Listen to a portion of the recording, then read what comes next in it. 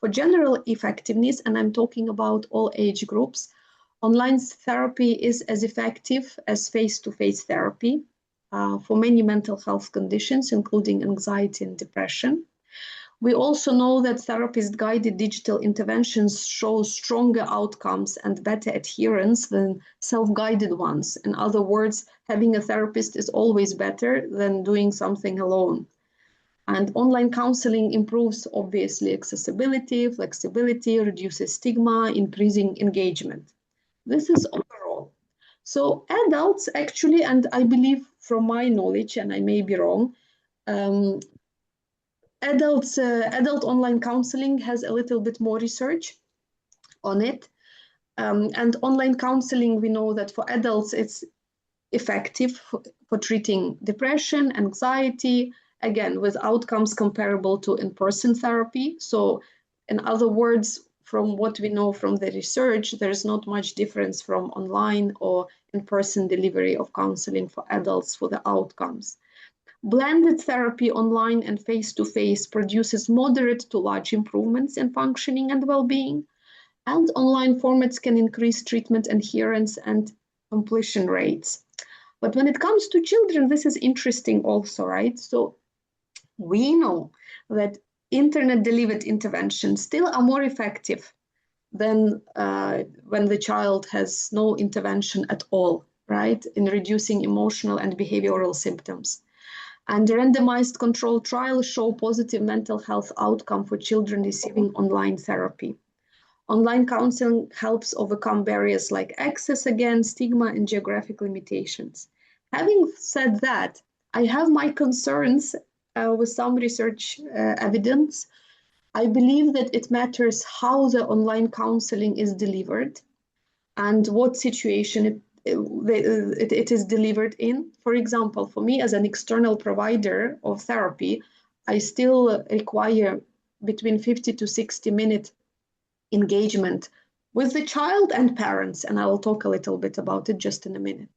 You, as a school counselor, for example, it will be very different. I don't think you have a luxury of 50 minutes or 1 hour with one client, at least not in your office. So how it works for you online would be also probably different, right? And how many kids you can fit in one day to see. So again, 50, 60 minutes sounds like a little bit too long for me. And then again, it depends on what are the conditions of the child that they can receive that online counseling. Again, for older kids, like, are they alone there? Is privacy maintained? Is the trust maintained? Are parents have to be there? Are they not allowed? Are the children not allowed to be left unsupervised? So I believe all these factors do affect the effectiveness and the outcomes. So with the adolescents, from the research, we know that online interventions, especially CBT-based, lead to significant reductions in depression and anxiety symptoms. And we have quite a few studies that show consistent effectiveness across multiple studies in adolescents and young adults. App-based and mobile interventions are effective in improving emotional regulation and anxiety. So some formats, text only, for example, counseling, show mixed effectiveness depending on engagement, and outcomes depend on therapist environment, user engagement, and program design, which makes perfect sense, right? This is exactly what I've been saying. Okay, so is online counsel effective? Yes. Is it the same as in-person counseling? Of course not. So when we think about children and adolescents, why not? Because children need physical touch and movement based on their developmental, based on their stage of their development, right? Then they may not be able to focus on the screen for longer periods of times. How do you do 50-minute session with 4-year-old, right? It's just not gonna be doable. Kids may not be left unsupervised, right? Hence the session is not confidential and the therapeutic relationship may be impacted. And kids do need interactive engagement. They do need an adult around them. So the counseling session will take a very different look, and I'll get to that, just bear with me. For adolescents, they may not feel fully safe to speak at home who's hearing me, other siblings in the same room, again, related to privacy, to express themselves freely or not having the chance to do that. Lack of nonverbal cues may make communication harder for adolescents. We know that adolescents, again, they are still developing. They still rely a lot in their communication on the body language, on the visible cues from the other person, you in this case. So if it's not present there, it might make the communication harder. Safeguarding can be harder, obviously, like how we observe the look of the student, what they are wearing, how their hands and other parts of the body, right? So it's harder to see the body language. It's harder to watch the full body. It's generally harder. It's so much easier to present a picture when you're online. And of course, again, digital fatigue goes both for adolescents and children. If they have to do online learning, they are tired. They're just tired to engage again, through the screen with us all the time. Also, when it comes, so how to engage with children and adolescents online effectively. Let's talk a little bit about environment. So of course, it's your reliable password protected connection. Of course, it's your dedicated space. So when I say your dedicated space, again, I do not mean that you need your office in your home. If you're lucky to have a corner like me with a shelf, amazing. If it's not there, it's more about your space as a counselor. So how does a young person or a child feel in your presence? Forget the room, forget the physical environment. What is the feeling, the vibe? What is it that you, as the counselor, what kind of space, invisible vibe you are creating? And I know it's much harder, to be honest, than physical environment, because this could be the sense of being grounded, that it is safe to be around you, that you're present, that you're caring. So this is that calm presence that I'm talking about as dedicated space. If you don't have the physical environment, make it your inner vibe, right? So let it be the atmosphere that you're creating, even online, as you engage with the child. Some people replicate the office environment, right? So some people go into even getting the same pieces of furniture like a shelf, or they can, if it's easier, perhaps you have in your office certain pictures at the back or of your desk, right? Or some familiar charts for emotional expression or something like that. So some people do that, and there's nothing wrong with that. What we are doing, we're trying to create a sense of familiarity for the child and ourselves. With background options, I find it a tricky one, because with background options, now so many people go for virtual backgrounds, especially the kids. Including my sons. They love those Minecraft background and stuff. And I find it I'm not actually a big fan of that, either for the therapists nor for the kids. Or perhaps to say not all the time, let me clarify it. Yeah, I understand we can use it here and there with a purpose. But continuous use of it, I believe it still aids into the limitation of where we are. And I understand why kids would want to do it, because it's fun for them.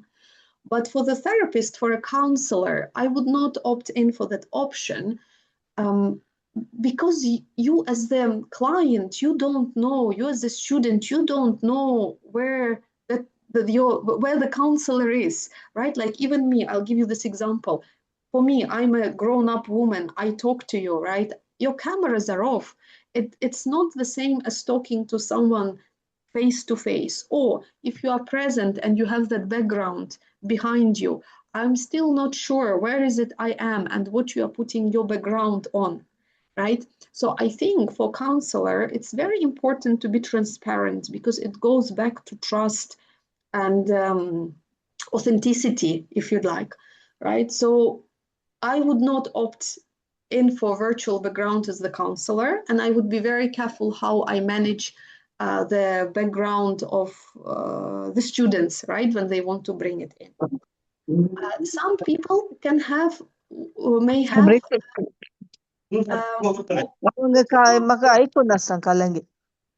may I kindly request you to just for a little bit longer to mute yourself? Thank you. I'll open up the space and we'll talk. Okay. So for the for the blurred background, right? For the blurred background, it's also a little tricky. It's much better from my perspective as the virtual background. But with that blurred background, again, what is it that we do not want to show? I have new chats. Yeah, I agree with you on background. Thank you. Yeah, it's important to keep it real. Okay, private safe space. This is again for you as the therapist. Where is your private safe space? With young children at home, I'll be honest, I hardly have private safe space. So there are ways to go about it, right? So you have that conversation with the kids, obviously, that look, this is work time and stuff, but they are children, right? So what I find, I sometimes tell my kids, guys, I never lock doors in the rooms ever. We have that understanding, we build that awareness with the kids, what's right, what's wrong. But sometimes I tell them, look, I'm going for somewhere, I'm gonna lock my door, and this is for this time. I still love you, you have this person with you, you have this, you're not left alone. All questions go there, I'll be out. Sometimes, if it's just a meeting, if it's not a session, I say, guys, my door is open, I'm in a meeting. Uh, Emergencies only, and then in the meeting I'll say, you know, I have kids around, bear with me. Yeah, like if a little one comes, I might need to be distracted if there is something, yeah, if my son say not well or something. So don't feel that you have to be fully disconnected from your home, because it's not possible. This is at least my belief, right? And we all have our duties and obligations while we are at home. You're still the mother, whether it's young child or older child. You're still a wife, you're still a person, a friend, and so on. With these floods, we had to manage so many things. So it's always good to allow yourself to have a little bit of that honest check in where appropriate, obviously, where you can say, you know, I might be interrupted here, so, but I'm still here with you, right? Ideally, it won't be happening during your sessions. So I'm more referring to the meetings rather than working with the client, right? Because again, having children, when you work with another student, it can bring something very different. And so I would not recommend that. With adolescents, it's about supportive home conditions. It's about having that understanding with parents where possible that confidentiality and that private space is needed, that the parent is not part of it. At some point, I've heard that it was not allowed to have one-on-one sessions with children without the parent presence. And again, when we have a chat with you, I would love to have more information about this, if this is still the case or how it works. So what happened in those cases, usually, like we were suggesting, use typing as an option. And with typing, but I'm talking about teens, right?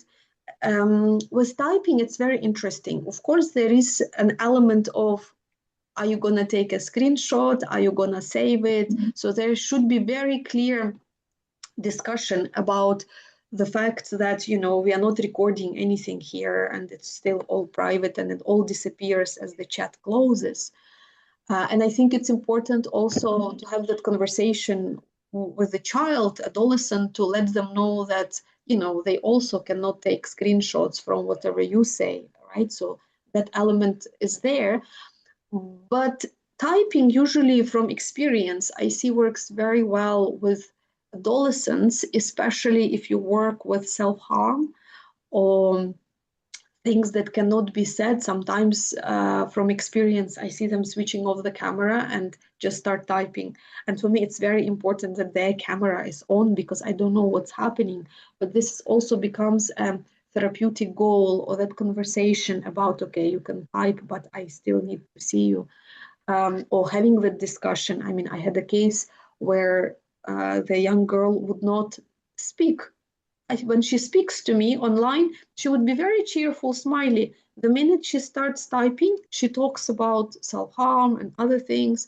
And one of our goals, for me, at least for her, was to make sure that she can speak up and talk about these things while, of course, being in a safe space. Because for her, she wasn't not writing, not talking because there were people around. She just couldn't hold the information. She just couldn't speak about it. So it was easier to type. So lots of disclosures come with typing rather than speaking. For children, it's very different. For children, it has to be familiar surroundings, as in their room, play areas in their room, right? To feel comfortable, secure. It's age appropriate setup. A table doesn't work much, to be honest, if it's a desk, let's say. If it's a smaller table, yes, with toys, drawing materials if needed, clay, Play-Doh, some printouts. A parent or caregiver nearby, for sure, because young children need support with technology. Its access to toys, drawings, games is helpful. Therapists may use interactive tools, and I will share with you the resources just in a minute for online games and storytelling. And the environment should support creative expression. Okay. So one more thing before I go into the resources, boundaries and safeguarding, right? So it goes back to our professionalism. We are at home, but we are professional. We still dress up. We still dress up in full. We still come to the online counseling with the mindset that I'll go to basics, right? I've heard many different stories. I know it's very hard nowadays, especially for the mental health, for managing family duties and so on. So I hear people dropping the shower. I hear people not washing their hair, and I'm talking about teachers, counselors, parents, everyone, right? I hear that it's very hard to dress up fully and sit there. So this is something which are basics, but which we need to take control of and to still show up in a professional manner to support our mental health also, right? So the clear routine from starting the work in the morning, as you dress up fully, as you have breaks, you can change your clothes if needed, but not to go into this invisible space, virtual space, or being stuck in between home and work environment. When you're doing work, it's your work environment, even if you do it from home. If you're at home, change whatever, just change your mindset also, right? Little things, but extremely important. I hear some people even recommend to wear shoes, office shoes, as you sit and do some work. I don't do that. I still like being comfortable, but it works for many people and it's worth trying it. Time management, we are online, unpredictable situation, but we have to honor the time for ourselves and for others, right? As a mother, I can tell you how frustrating it is when that online learning is supposed to start at 8:30 and then it doesn't start until 9 or 9:30, and it can happen once, twice, but if it's continuous, then you wonder what is it that's going on the other side? What kind of support is needed? Or there should be communication, right, between you. If you know that the time is an issue, like maybe you have issues with your Wi-Fi, or maybe you have ongoing issues, or maybe you have issues with your camera ongoing, that communication has to be there beforehand so that the other person on the other side is aware and doesn't get frustrated, right? So communication within dedicated times. This is also what I mean here is that if you are supposed to engage with your students during work hours, please, for as much as you can, and if it's not the emergency, do not get tempted to answer the work emails, or emails are still fine, but maybe more personal communication. If for any reason someone don't be tempted to share your personal number and to engage in those, WhatsApps with parents or other communication through CISO, or what is your platform for the communication. Try to keep it within dedicated times, working hours, right? Because again, the boundaries will be blurred. And it's not about you not being helpful, it's about you keeping things consistent and clear. And this one is big one for me. I have to learn this one, right, a lot, because again, we tend to, at least I tend to answer emails very late at night. It's actually when everyone sleeps, when I have space. Emails are still fine, although we can schedule emails, right, as you know, when they are to be sent. But try to communicate within dedicated times, especially with the colleagues. Okay, because with the colleagues, it's a kind of, again, that blurry area. Because, okay, the colleague is also a friend. They've reached out to me. It's fine, but don't do it a habit, right? We still need to keep the dedicated times for communication when it comes to work. Balance child adolescence privacy with parental involvement. And what I mean here, when it comes to young children and online work, if you have the chance to get the parent involved, this is beautiful. Work on bonding between them.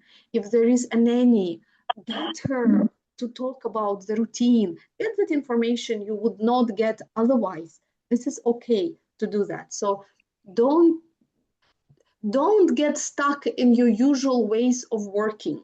Online gives us something more and takes something away. So let's make use of those things that it gives us more, in other words. Store data securely in line with regulations, and this will be based on your school, I suppose. So there'll be a system of how you store your data. No recording without consent. This I touched upon, and I think especially for older kids, it's very important to communicate that. Appropriate dress as behavior. What to do in case of technical issues. Know the child's location during sessions. Yeah, it's a separate one. So obviously for emergencies, yeah, who are you contacting? And when I say know your child's location, it's always good to check in at the beginning of the session. So you're at home. Maybe they are not home. Maybe they are at their aunt's, or maybe they are at the neighbor's house, or maybe now some people go on staycations. So maybe they are somewhere else. So what we assume where the person is may not be the case always. So that's always good to have that a little chat at the beginning. Have a clear risk management plan. If a child discloses harm, is the procedure going to be the same as what is in person when you see them in your office?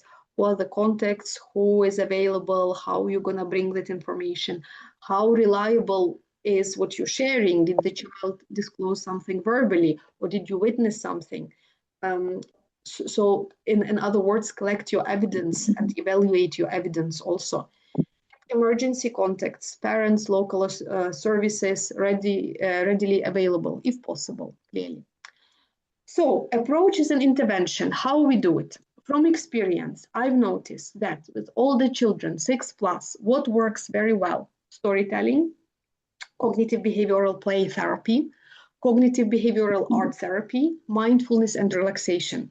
This is more manageable online, right? With younger kids, 3+, it's bonding activities with caregivers, whoever is around. It's psychoeducation for parents. It's art-based activities, handouts printed in advance, tangible toys, whatever they have, especially if the family is willing to get that scent tray with miniatures. This will be amazing. Tangible toys that they already have, and online interactive games. For adolescents, what works well? Creative and expressive therapy. Online could be delivered beautifully. Cognitive behavioral therapy, DBT, dialectical behavior therapy, person-centered therapy, if privacy is there, that will work. Solution-focused brief therapy and mindfulness-based approaches. So you'll ask me now how. I am going to share a number of resources with you. And before I do that, I would like to make it clear that I have no affiliation, partnership, or association with any of the resources.